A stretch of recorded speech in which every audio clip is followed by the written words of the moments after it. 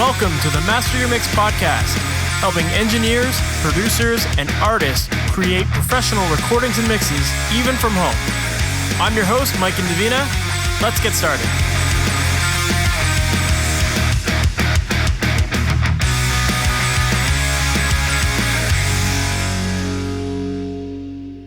Hey, welcome to the Master Your Mix podcast. My name is Mike and Davina, and thanks for hanging out with me today.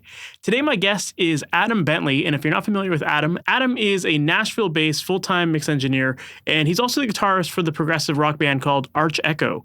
And he's been mixing for quite some time. He's worked on a bunch of influential records, especially in the prog genre. And in today's chat, we talk a lot about getting amazing prog tones and what it takes to make stuff that is very detailed and intricate, and how to actually not only capture the tracks properly, but then finesse them after the fact, whether that's in editing or mixing. You know, what kind of processing needs to go into it after the fact to make things sound immersive and make them feel larger than life.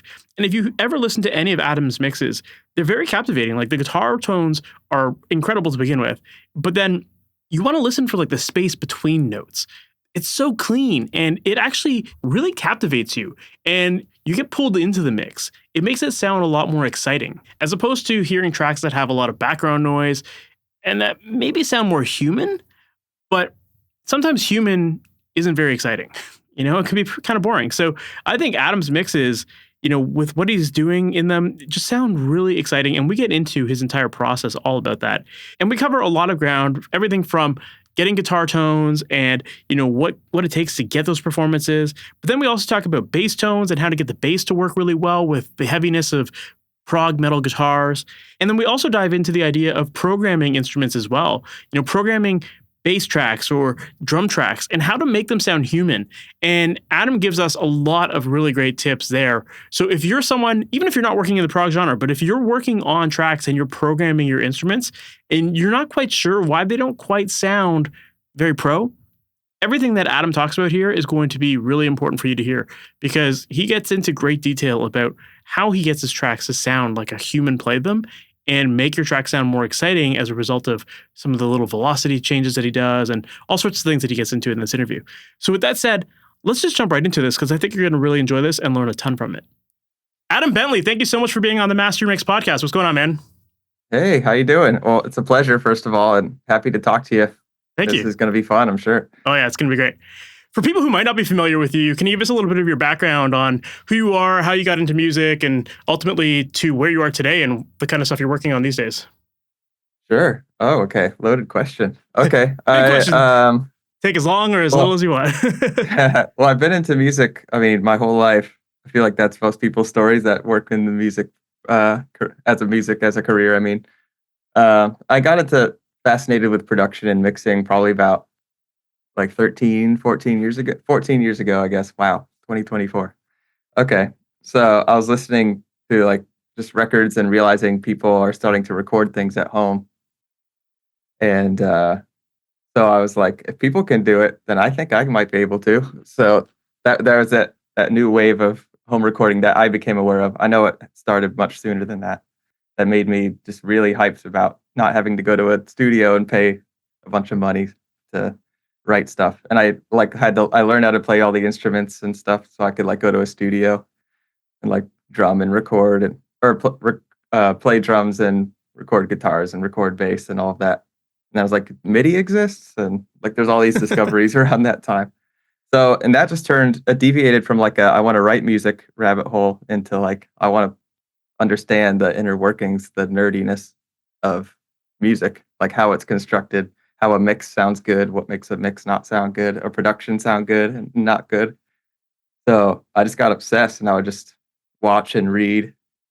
And then I went to music school, and that accelerated things a bit. I went to Berklee in Boston and did like the MP&E or music production engineering program there.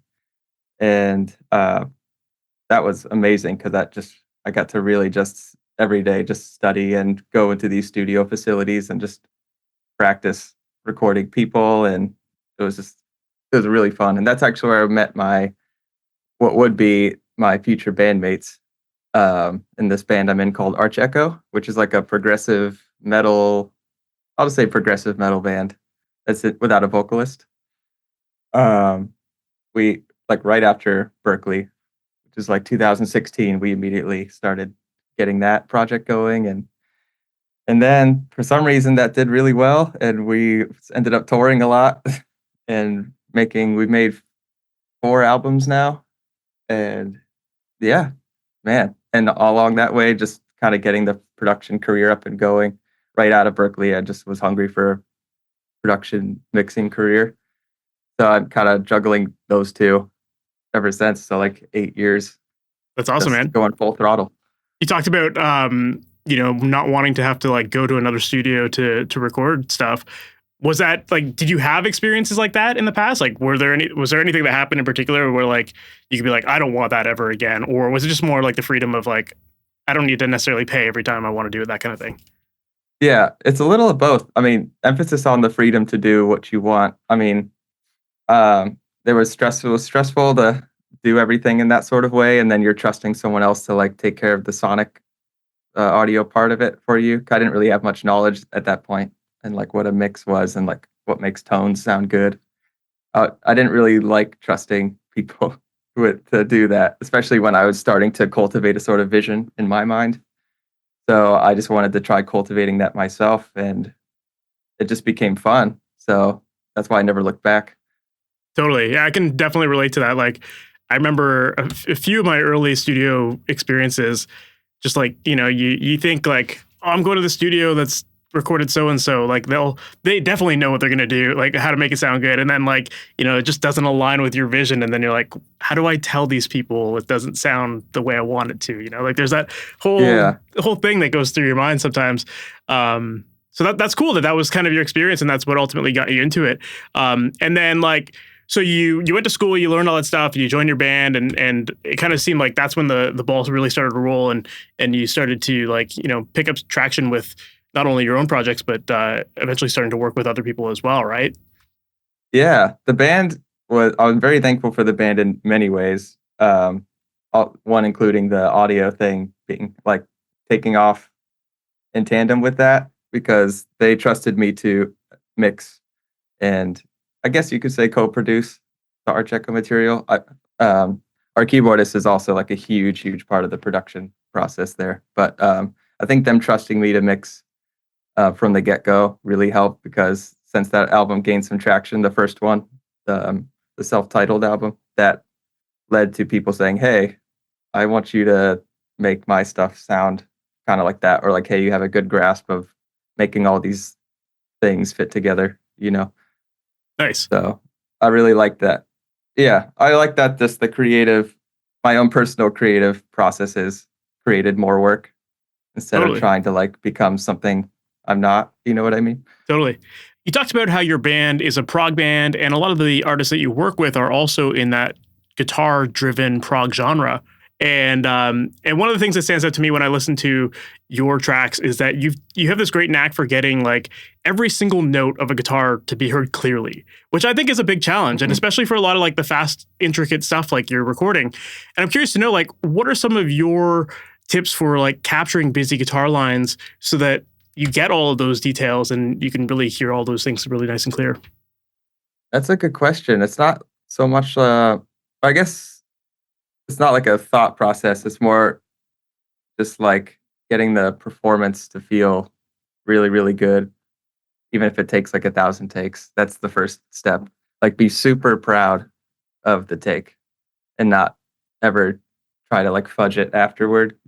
I used to do that for years, and that was kind of like what I think a lot of people go through this that I talk to when they get into production and mixing, is that the pattern seems to be um, salvaging something, whether they even call it salvaging something afterward or not. That's kind of what's going on. It's like, if the take was everything you ever wanted it to be, you don't have to work as hard as you think. So when or Art Checo stuff specifically, both of us playing lead parts and notey parts, it's always just coming down to how obsessed we are with the articulation being exactly what we hear in our heads. And Gotcha. then, so I'm not doing like fancy, like I'm not putting like a rider plugin on there and like each note's being like automated. I'm not that fancy at all. Uh, so yeah, I guess that's just always fixating on what you're putting into the DAW in the first place. Totally. Well, I think, hey, that's like that's such a important part of the process is like just focusing on the performance and not trying to just like fix it in the mix or in the edit later, and so many people do fall into that, and then it just becomes pretty stale sounding, or it's impossible sometimes to get it to sound the way you want it. So yeah, why not focus on getting the right performance so that it reduces that workload later on, right? Sure. There's also, I mean, not that there's not things I could do afterward. Like I'm always so aware of like not what to do to a track, but what to take away from another to reveal space for the focused track. You know what I mean? Like Yeah. I'm always, even if say you have a perfect take, I'll still be like, okay, what can maximize its um, sort of visibility while also feeling like the track has energy, because you can obviously like scoop out all the mids of your rhythm guitars and boom, you have a visible lead guitar. But now like your rhythm section sounds neutered. So it's always just like the details there, like where can conflict happen on a frequency level, uh, that type of stuff. So I'm always kind of doing the reductive EQ things to other tracks to make other tracks visible. Yeah, that makes a lot of sense. You definitely having like those gaps in the arrangement make it a lot easier for things to stick out and to hear that clarity. That makes a lot of sense. And then also, yeah, like carving out frequencies and kind of doing that complementary EQ kind of thing, Mhm. to make everything closer or further away in the mix. Yeah, that makes a lot of sense. Do you ever do any? I know you said like you don't do like any riding and that kind of stuff on each note, but as far as like getting the right performance, like do you ever do anything where you'll track at like slightly slower speeds and then speed it up with like elastic audio or something like that, or are you just like I'm good, I'll do it at the right tempo it needs? Uh, I've done that sometimes, but not.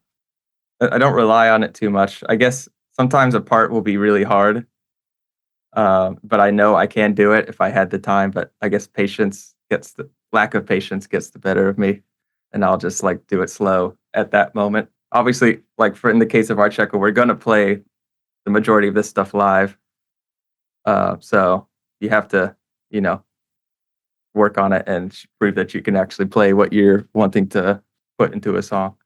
For sure. But I'm more of like a punch-in type of person too.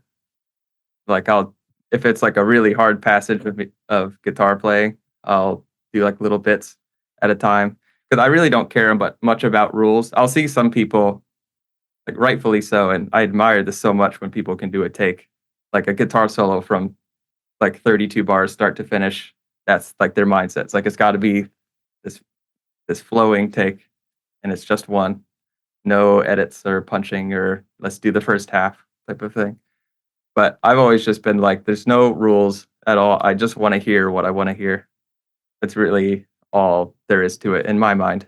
So, Yeah, that makes a lot of sense, and I'm the same with you. Like, I don't mind punching things in as many times as it needs to be until it's finally the way it should sound. And these are your records, so like this is what people are listening to, and why not give them the best version of it? And obviously, like you're it's not like you said, like you're gonna perform these songs live at some point, so it's not like you're just gonna make this like concocted thing and then never actually be able to play it. Like you're going to practice at it, you're going to perform it live at some point, you're going to you're going to get good at yeah. it, but like you're presenting the song in the best way possible in the recording. So I think it makes sense to punch things in, and especially like when you're recording other people, sometimes you don't have that luxury of having someone that can do it perfectly at all, like in a Yeah, single take. sure. So you have to kind of put things together to make it work, right? Yeah. And more from like a client perspective, I do like to vocalize, um, like, hey, maybe you could do this part a little better.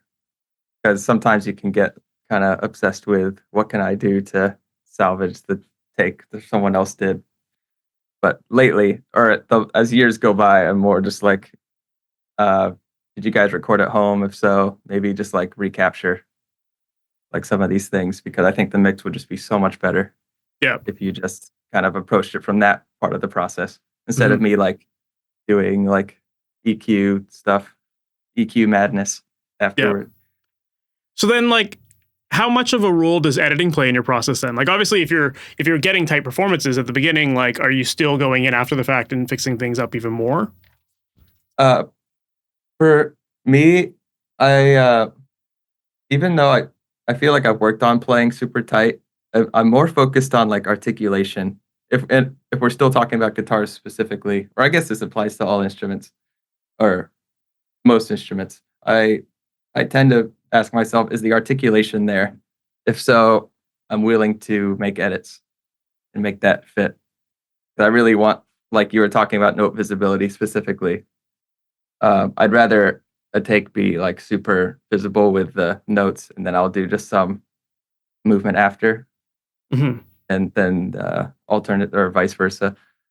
So, and rhythm guitars especially, I really want there to be this attitude and aggression. And if I feel like I really nailed that aggression that I'm after, because I'm primarily a metal player, so I'm always using that word aggression. Yeah, And then I'll be like, okay, some notes are like need to be slipped into the grid. Then that's I have no guilt doing that whatsoever. So for sure. So then in terms of like does that same approach apply to how you would treat like a bass or drums or that kind of thing? I think so. Yeah, bass is totally the same. I really want the bass to have the attitude, and bass is so like finicky. Like there's so much pressure on like the strings sounding great and like no noise on the other strings that you're not playing. There's just so much because the low end needs to be so. There's a lot of pressure on modern recordings, which I'm really inspired by to have the low end be so clean and super even, like volume wise. So I just feel like guitars can have a bit more room, a slightly bit more margin for error, but a bass, it's like more so. I'm like looking at it with a microscope.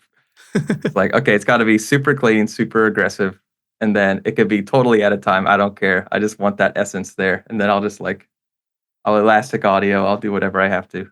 Yeah. Yeah, well, it's interesting that you mentioned like reducing noise, and I think that that is a thing that stands out to me when I listen to your tracks. Is like, you know, everything does feel super locked in. Like the guitar, bass, and drums, everything is super tight, and like I feel like when you have like staccato chugs and whatnot, like you can feel that there's like space in between. You know, it doesn't just feel like there's you know, like a continue like a little bit of noise in between. Like it feels that tight. And so I was curious to know like, you know, what kind of steps you're taking to remove some of that noise to make it sound as tight as it actually sounds. Yeah, I think the usual thing that people do in that style is like just doing chops afterward, as well as playing like to the best of your ability to keep those silences there. Or like if you're doing very staccato things, I do work on my muting, like muting with both hands, type of a thing. Um, and that was just like me just jamming a lot to myself and just kind of hating the noise in between. So I just constantly be like fudging around with that for years. But even with that, I'll still find myself like getting in there and getting rid of what the silent parts should be. Like if there's just a little blip of excess noise, or maybe my decay of my guitar tails aren't exactly the same. I'm definitely inspired a lot by like electronic music in that way, where it's just there's a certain element of things just kind of aligning just right because it's synthetic music for the most part, you know. So like if you're using MIDI, if you tell it to stop there, it's going to stop there. So I want guitars to kind of have that pattern, and it just makes things sound so much more unified and huge. I've always just loved when things just have that size to it. So when there's discrepancies in the left and right side, for example, in your rhythm guitars, I feel like that takes away from the immersion for Mm. me. I think some people are like, I love when metal's raw and you can hear the humanity of it and things are like loose. But I've always just been so like, I want to see how huge and immersive I can make a song sound. So yeah, that's definitely one way to. I never want to break the immersion, I guess is always the rule. So what breaks it? And that's definitely one on top of the list. Like left and right rhythms are loose, or like the staccatos don't quite hit the way I want them to. Yeah, that makes a lot of sense, and I think it is one of the reasons why I feel like your tracks sound so tight. It's like, yeah, you do feel like the space exists on the left and right, and like you feel the starts and stops and stuff like that. But it is very immersive, and it does really like I find that very captivating because it's like it doesn't just sound like a wall of noise. Like you are hearing like starts and stops. And I think that actually is more interesting to my ears, at least, Well, first of all, thank you for saying that. Really appreciate it. Uh, but yeah, the immersion thing has always been like, so huge for me. Like I always love like even like movie score. It all kind of applies to other genres.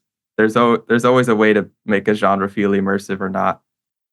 So I'm always just wanting whatever I listen to feel that way, not just like metal for Totally. sure. And I'm always trying to chase that dragon. I feel like I'll hear another record and be like, oh, that's so much more immersive. Totally.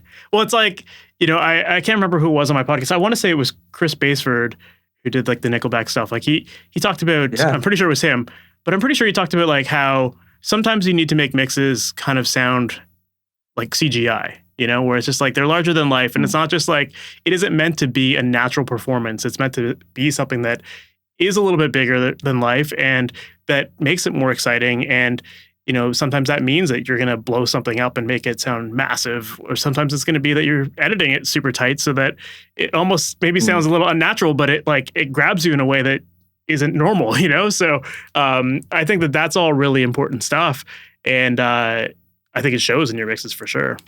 Thank you. Appreciate that. Yeah, he's right, and I agree with that philosophy so much. I think what inspired me in the past when this whole, I guess, journey you could say began was seeing that bands would kind of aim for that same thing. I remember two records in particular that really, really motivated me to do the home recording thing were do you know Tesseract? Yep. The Concealing Fate EP that they released like a long time ago now. And then Periphery's first album. I don't know if you've heard of them either, Yeah. but yeah, those two albums were just super tight. And I was just like, how are they doing this? Like, I have to understand how they're doing it.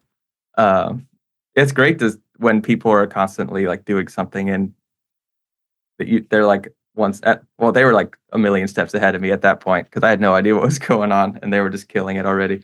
But like, even if someone's like one step ahead in a certain aspect, I'll be like, okay, what are they doing? Like, I have to figure it out. Totally. Yeah, I feel like the Periphery guys are always like a step ahead of everyone. They're always very like up to date on their tech and like or ahead of people on the tech side of things and experimenting a lot, and it shows in the music. It keeps it really exciting and it's giving it like kind of a new breath of fresh air. Sure. Yeah. And the tightness, like that we were just talking about, that was kind of like the holy grail of tight rhythm guitars for me was the Periphery 1 album. I bet if I listened to it now, it would still be like, wow, that's super. It still holds up as like the same tightness as like a 2024 record in 2010. Totally. But yeah. Right on. Well, another thing I wanted to ask you about was your bass tones, because I also think you do a really great job of getting awesome bass tones. And I was curious to know, like, in your opinion, what are the elements that make up a great bass tone? Man, I guess I was touching on it a little bit before. It's like a real bassist, or a real bass, I should say. It doesn't matter the bass or bassist or whatever. It's always just a lot of pressure to get the noise low on the excess strings. I should clarify, yeah, it's the string noise. There can be tech noise, like if a DI has a hiss. We don't want that, but I think when I just hear like that pure note, it's almost as if like you took all the strings off of the bass except the one that he's playing in that moment. That type of clearness in the note. And then obviously the articulation of the player, like is he picking? Is he doing a finger stroke? I used to be like just like picking or no, like it's got to be picking. I don't want to hear it. But lately it's like I'll see so many people do finger style stuff and have so much clarity that I've washed that philosophy away. It's hard to get good finger pickers, that's for sure. It's more rare for sure. But since it's like aggressive guitar music, maybe there's something pleasant about a plectrum, like hitting a string. It's just because that's all we do. Yeah. In metal, is we're like picking the death out of strings. But yeah, that like Arch Echo's bassist, he uses his fingers, and I think he's one example of someone that gets great note clarity. He's worked really hard on that technique. And there's plenty of others in the scene that have really blown me away with what type of tones they get with like thumping and or just like straight up normal finger style stuff. But I think it's mainly the DI, like I've been so immersed in the MIDI bass world. Like I do so much work with Submission Audio, who's like a amazing bass library company that samples basses really well. Mhm. And I do so many mixes, and I'll do my own productions with that. Arch Echo is not MIDI based. That's our actual basis. But if I'm writing my own stuff, or all the time, clients will send me a MIDI bass roll and be like, "Can you make this sound good?" And then I've kind of used that as like a gold standard of like, let's get a real bass to sound like that. I mean, it can't be exactly like that because it's like a robotic sampling of a instrument. But as far as like note clarity and stuff, like it's surely possible to get at least close to that. So I'm Yeah. always just chasing that as close to like perfect.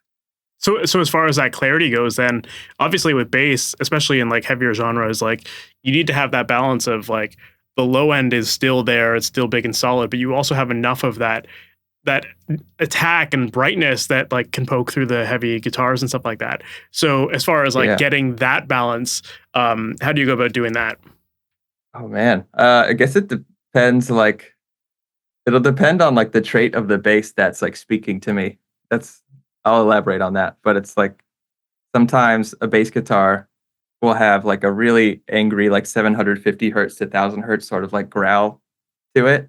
And I'll be like, all right, let's lean into that. It's not really like clanking, but there's some insane growl going on down below. I notice my basses aren't like always sounding the same in my mixes because because of that approach. But I'm always just trying to see how the guitars and bass can gel the best. So I'm always looking for the best aspects of the bass. Sometimes the bass has like a scoop sort of sound, but the clank on the top, like 4K or like it's a wider like 2K to 6K, where things start to get more like stringy Mhm. sounding. I'll be like, that's really sounding badass. So I'm gonna like try to make that work with the guitars as opposed to that other stuff down in the mids. And yeah, it kind of just is a case by case thing, unfortunately. But I'll start to like study what guitars seem to, or what basses tend to have what sort of character. I think it's good as a producer or mixer to, even if you're not a bass player, to kind of understand what basses are doing what typically, like what sort of traits they have. Like Warwicks have like an amazing mid range. Dingwalls have an amazing mid range. Things like that. Like what basses really do like interesting things for your ears. Yeah, that makes sense. Maybe get the bass libraries for those instruments if they exist, or like virtual bass libraries, or buy one yourself. Like I have a Warwick like Corvette rock bass over there because I was like, I love Warwick so much. I'm just gonna get one and just like have that tone option myself, you know? Yeah, it makes sense. I mean, you have to have the tools for the job, right? And like, for that style of music, maybe like a Fender jazz bass or something like that isn't gonna cut it. It's not gonna give you that top end that you need that Warwick could give you or something like that. So that makes a lot of sense. Finding the right instrument for the job, right? Sure, yeah. You mentioned DIs. Like, do you prefer to record direct with bass, or do you like to use amps as well? I've kind of just with bass, I've just like sworn off, not sworn off. Part of it's because I'm like kind of lazy, I think, but I've spent a lot of time in the box, so I've just figured out a lot of different signal chains, virtual amps, just in the box. So I typically just like plug into a interface, and I don't think I've ever not done that for like years now. And if clients send me stuff, I'll just be like, send me just a DI. Like if you have an amp tone, I'll try to make it work, but I always love to just start with the DI, just absolutely raw, and see what I can build from it. Because bass is such a you can play with a bass guitar so much in post for some reason. There's an actual like there's a guide actually that I always think of when I talk about bass that Ermin Hamidovic wrote. It's called the Systematic Mixing Guide. He wrote it so long ago, but it holds up even after all these years. It's like metal recording tips, and he said like, don't be afraid of. I'm paraphrasing, like, don't be afraid of processing bass after the fact. It's not like a guitar in that you can actually load like a million plugins and like a million EQs on a bass afterward, and it won't hate you for it. Like a guitar would. You can make a guitar sound really weird, really fast. So what are some examples of like some of that extra processing that you would add later on? Well, one big example is the amount of pinning down, like dynamics processing I'll do on like the low end of a bass. Like the 100 to 200 hertz area is treacherous, man. Like you have to really pin that. Like I used to do like static EQ stuff, but then I realized like you got to get like a pro MB or like a dynamic EQ and just absolutely like annihilate it. And it'll look visually appalling, but I'll actually like listen and be like, okay, this is actually what records sound like. So I guess they're doing some form of that or something. And that's just to like level out that low end, right? Yeah, and then like uh, the 100 to 200 hertz area is interesting because a bass is fundamental. Typically, at least in the music I work on, is like 100 hertz and below that fundamental note. But that needs way less management than its like secondary or tertiary, whatever overtones are in the frequency range I'm talking about. They just get so out of control, and it kind of breaks the immersion for me a bit because I'll just hear it like these weird like wobble sort of sounds. That's what I call them. So I have like a signal chain like preset. Every signal chain I have, regardless of the bass was sent to me or whatever, has the dynamic EQ just nuking 100 to 200. Not like EQ, like eliminating the frequencies, but like it looks like it's reacting to it. Like It's bouncing whenever it crosses the threshold or whatever. Yeah. Yeah. Yeah, exactly. So that makes sense. And I'm with you on that. Like I feel like that 100 to 200 range, like that's where you start to hear a lot more of the note definition of the bass, but also that's where things start to poke out. Like certain notes will just resonate a lot more and like they stand out and you get that unevenness. So it kind of makes sense that if you're using that dynamic EQ, you're controlling it a lot more and just making everything feel a lot more solid. And you don't get those fluctuations that can get distracting and maybe make things sound muddy on certain notes and that kind of thing. yeah, it's definitely interesting. It's kind of like how vocals work, where it's like a person's like saying different like words and different like vowels, and the range can be all over. Their diction can be all different, but you still have to make it all sound the same volume. So same with the bass, like the notes and the technique and all that can be all different. But my ears just want to hear this. It's almost like just a complete pinning down, because also guitars when they're high gain are basically like a dynamicless. I mean, there's some room for debate there or like exceptions to it, but for the most part, it's really lacking in dynamics. A high gain guitar, except for like palm mutes. I guess it gets pretty dynamic in the low end there. But when you have a not very dynamic instrument, working with an instrument that's inherently quite dynamic in the low end, then you're going to have this weird unevenness. It's like overpowering the guitars in a way, if that makes sense. So making the bass even actually lets your ears kind of guide more towards the guitars, feeling like they're powerful. Like, how do you make something flat sound powerful? You have to make everything around it sound flat. That makes sense. That you're the first person that's explained it that way, but I think that makes a lot of sense because I've always felt that way. That it's like, yeah, the guitars have no life to them, and then if you don't have a bass that supports the guitar throughout the entire track, then it just kind of falls apart. So you need that low end to be there. So it's almost like an extension of the guitars rather than like the separate instrument that pops in and out.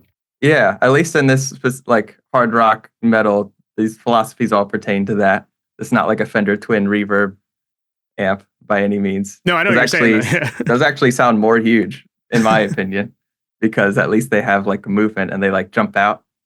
Your pick attack actually like can fly out of the speakers if you compress it right. But like a high gain guitar, it's like, okay, we got to bring everything down a bit and like glue it all together to make these things sound like they're huge.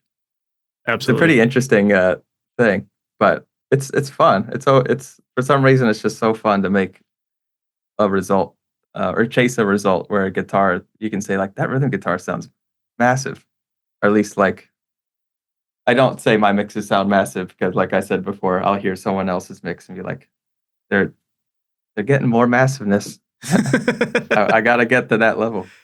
But yeah, it's fun, especially me being a guitarist. There's an ambition there to be like, how can I make what I'm doing sound big and not be Absolutely. immediately overpowered by like all this other stuff I add to the arrangement.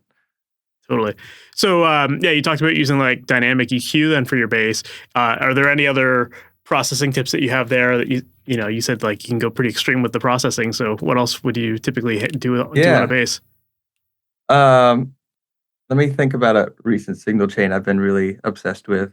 So I'll do like a bass amp sim, and that amp sim actually has like a built-in compression and EQ. So I'll do like a ton of carving like in the mid-range. Again, it all goes back to that original thing where I say there's a trait of a bass that I'll like favor and I'll lean into that. So the EQ kind of varies depending on that. I'll kind of cut usually what I don't like and kind of keep the part I like more intact. Then I'll do dynamic EQ, and sometimes I'll like do a second one even afterward because I don't really want to do like a full like limit on it, and I also don't like to make a plugin do so much work that it could. I get this paranoia that in the digital domain, if you make a plugin work too hard, it's not favorable. You could maybe have some sort of computation error. That's just my. I think I used to use like from using like stock plugins, like in Studio One, like version 2, and I'd hear audible things that just like that paranoia just like came with me. Like if you compress something too hard with a stock compressor, you get these weird sounds, type of stuff. That type of example. So I'll do like numerous versions of or iterations of a multiband.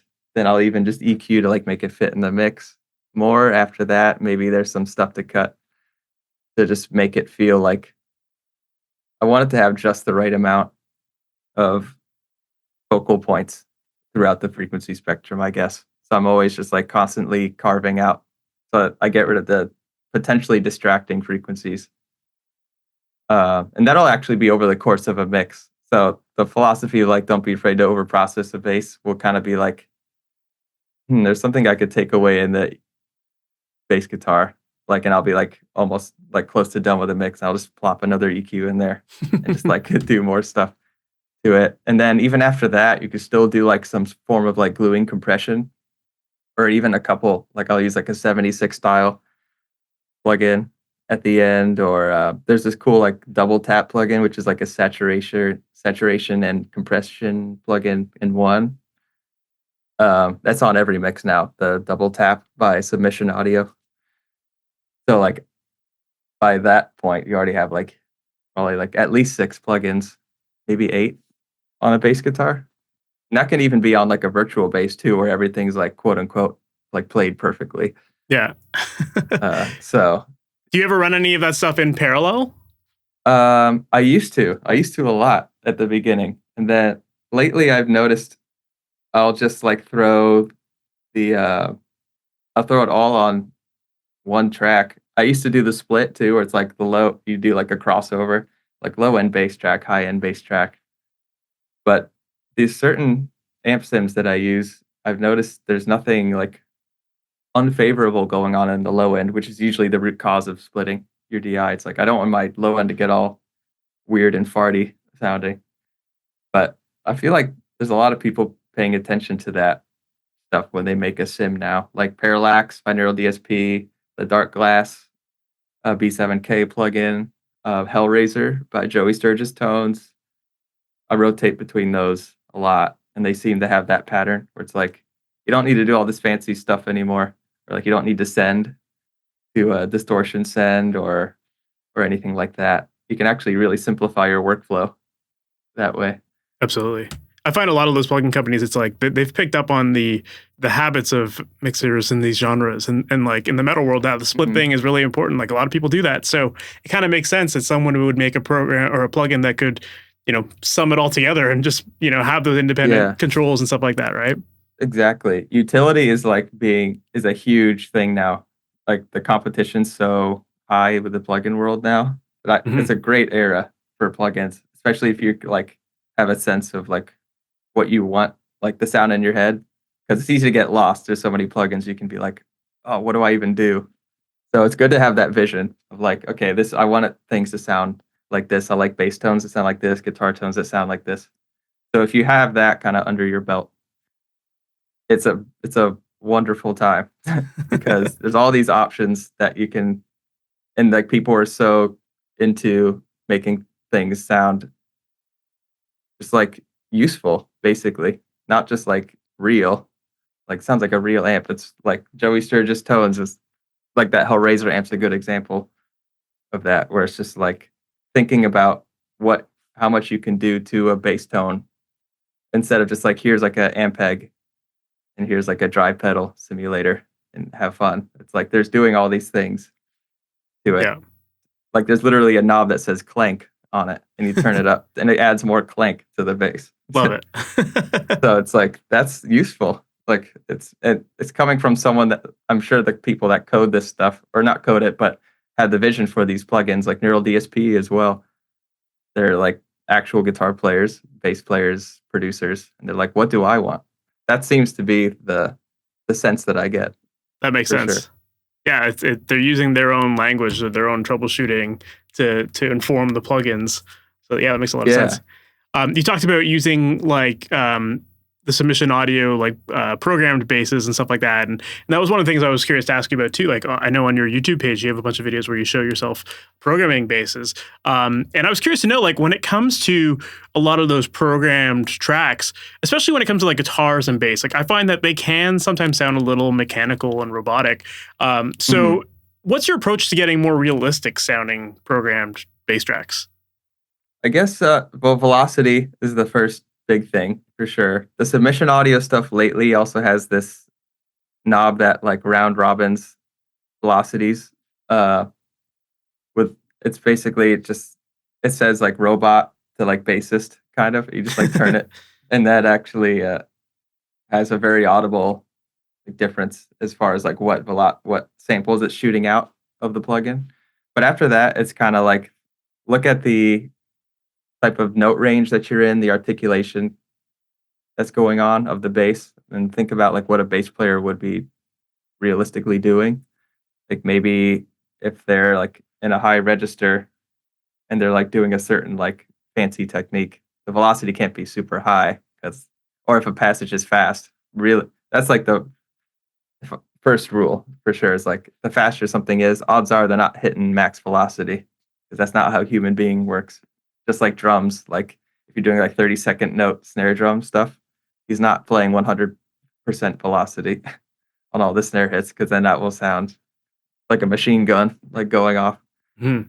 So I think just being mindful. I don't get too obsessed with the velocities, like each note is a different one, but it's more like as I see the note range change and I see like maybe I inputted a slap technique or something, or like a hammer on, or because those articulations are available in those types of basses. That immediately sends a signal to my head, like what velocity should this be? And I'll kind of toy with that until it feel like as it went from one technique to another, or one range to another, it felt like a bassist was doing it. Because it can sound super robotic if you just leave it all just as is and don't analyze it further. Totally. I that's like one of the biggest things that I see with so many people is like they'll just put everything at max velocity, and it's just like, you get the same note. Sure, it's loud, but like it sounds like a robot played it. Yeah. Yeah. Sometimes something played at max level, its max level is not available because you should be using it. It's just there to show you like that's an option. Same with the drums too. It's like I hate when a kick is at like 127 velocity, for example, because that sounds like a person's burying in the beater like really hard into a drum head. And I've noticed that's just what my ears are telling me. Like if you pull it back to like 115, you start to hear like more of this resonance of the kick drum, like more low end starts to come out as a result of that. And also when you play faster passages and every hit's like someone burying in the beater, it sounds really harsh, actually, because I just think we're so unfamiliar. That's not how a person sounds when they play a kick drum.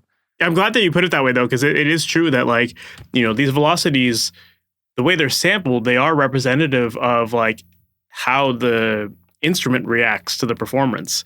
And so Mhm. with like with a drummer, drummers can't perform at maximum velocity all the time. And when they do, they're just essentially choking off the resonance of the drum shell because like they're burying the skin and like it just has nowhere to go. So it like makes Yeah. everything sound a little bit shorter and a little bit more awkward. So yeah, if you want your drums to sing, you got to like back it off a little bit and then you start to notice those resonances. And the same with the bass. It's Yeah. like, like you said, like fingers and or picks, like even upstrokes and downstrokes, like those are also going to have different velocities just by nature of how you're hitting the string. So, um, yeah, Yeah.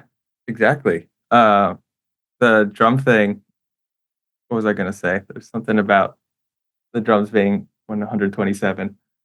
Yeah, I mean, there's no room like you were kind of saying, there's no room to go. I'll when people send me MIDI drums to work with, I'll see it like half of the time. There's like 127 like all over the place. And then like a transition comes into a chorus and they're like it was flat because like maybe there's a fill from the verse to the chorus, but like if the verse was 127 and the chorus is 127 and the fill is all 127, like you have no sense of like here it comes, like something is coming because you had no room for it to actually hit you with something harder than that. So I think that's one absolutely. thing. Like think about the grand scheme of the arrangement and like sort of the energy, because I think people will also say things like how do you make a chorus huge and kind of like make the verse small would be like the answer. So like that applies to this velocity philosophy. Like maybe save your high velocities on your bass and your drums for more intense sections. Yeah, that makes a lot of sense. I think some people just think, well, when the chorus hits, I'll just push the volume and automate the volume so that it gets louder. And like, sure, that can make an impact to some degree. That's part of it. But also, yeah, like most people, most musicians on stage, when they're getting to that heavier chorus, like they feel it a little differently. They lean into it a little bit more. The drummers might like, hit a little harder. And so it does make sense that you have to allow that variance from the verses and choruses and play with the velocity to help not just get it louder, but actually, you know, hear it the way it would sound if someone were playing on it a little heavier and digging in a little bit more and that kind of thing. Yeah. No, it's 100% agree. Right on. Do you ever do like when it comes to like the virtual guitars and basses, like do you ever add any sort of like finger noise and stuff like that? Because I know that those are some features that a lot of these synths have. It might contradict what you were talking about earlier, where like you try to like get rid of a lot of that noise, but in order to make it sound a little bit more realistic, do you ever consider adding any of that? Uh, Whenever I use program bass, it tends to be in an arrangement where I'm not looking for like small nuances so much. Um, in a perfect world, if an arrangement had a bit more like nuance and like dynamics and playfulness, I would like to just have a really good bassist do their thing on the track. So it's more like the heavier music, like heavier music where there's a lot of fun stuff going on. That's where I just kind of throw all that realism out the window. Most of it, I'll say.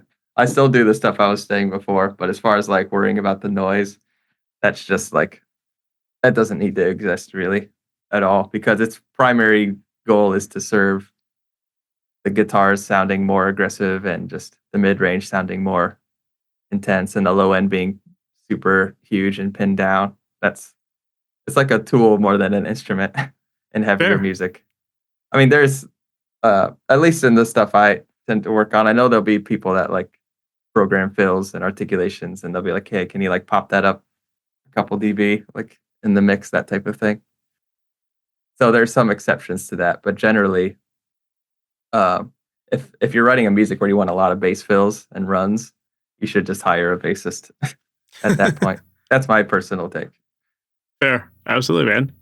Well, dude, this has been a lot of fun to learn more about your process and I think the amount of detail that you put into all of these instruments, it shows in your mixes, and I think that's why your mixes sound as exciting and as immersive as they are, it is all that care that you put into making sure you get the right performances and making it sound realistic and that kind of thing too. So, Adam, this has been great learning more about this, and I really am appreciative of you being on the podcast. If people want to learn more about you, maybe even work with you, like what's the best way for them to do that? Well, thank you for the kind words, first of all. That's really nice of you to say. And also, if you want to reach out, I mean, I have a YouTube channel, but primarily I am reached out to on my website, adambentleymusic.com. That's where people can send me inquiries. And I have a whole discography list on there of things I've worked on. So if people want to hear stuff that I've done before sending an inquiry, which makes a lot of sense, that's there. I'm on Instagram as well, and that's basically it. Just Instagram and YouTube is where I post anything these days. Right on. Yeah, and your YouTube channel is great. There's lots of good content on there for sure for anyone, especially in the prog world. There's a lot of cool stuff to learn from that. Thank you, man. Right appreciate you. Well, dude, thank you for being on here. I really appreciate it. Oh, man, it's been a pleasure. Love talking about audio stuff. Love nerding out. So it's been a real pleasure. So that was my interview with Adam Bentley, and I thought it was awesome to learn more about his process when it comes to getting guitars that sound very articulate and that have the clarity. Like, guys, I'm not even kidding. Like, go listen to the mixes that he has on his website. Every single detail can be heard in the guitars. And for prog music, where there's a lot of intricate guitar parts, that is such an important thing that you don't want to overlook. And he does a great job of it. So I'm really glad that he got into a lot of the little tricks that he does to make his guitars sound tight. And then I thought it was also great to learn more about how he gets his bass tracks to blend really nicely with his guitars. So they're more of an extension of the low end of the guitars as opposed to their own dynamic instrument that pops in and out and that can sometimes get distracting. And I think that his tip on using dynamic EQ on the low end was really helpful and definitely something that you should try if you feel like you struggle to get the low end in your mixes to feel solid. So thanks again to Adam for being on the podcast. And if you're struggling with your tracks to get them to sound clean and polished, and you're not quite sure what steps you need to be taking to get that clarity, then I would love to help you. And inside of my coaching program, Amplitude, I work one-on-one with my students to help you finish your mixes and get them sounding pro faster. Rather than you spending all that time on your own trying to experiment with different plugins and guessing and just hoping that you find that magic setting that works. Instead, you can pass off your mix to an engineer who knows what they're talking about and actually get actionable tips so that you know what to do with EQ, what to do with compression, how to track your instruments properly so that you get the sounds that you want. All of that kind of stuff. We walk through that entire process together so that you can get the sound you hear in your head to come out of your speakers. So if you're interested in getting one-on-one help with your productions, make sure to visit MasterYourMix.com/amplitude, and that's where you can find out all the details about the program. And then I'd love to hop on a call with you to learn more about your process and to see how I can truly help you. And if it seems like you're a good fit for this program, then I would love to invite you in so that we can work together and get your songs done to the level you expect. I only work with people who I truly believe I can help. If you're not a good fit, I will definitely let you know. But if you are, then I can't wait to work with you inside of this program to help you get your tracks sounding the way you've always wanted to hear them. So with that said, if you're interested in learning more, once again, the link is MasterYourMix.com/amplitude. And with that, we've reached the end of this episode. Thank you so much for sticking around to the end, and I can't wait to chat with you in the next one. We'll talk soon. Take care. Thanks for listening to the Master Your Mix podcast. To have your questions answered, submit your questions to questions@masteryourmix.com. Please go to iTunes and subscribe and leave a review. And for more information on how you can improve your mixes, visit MasterYourMix.com.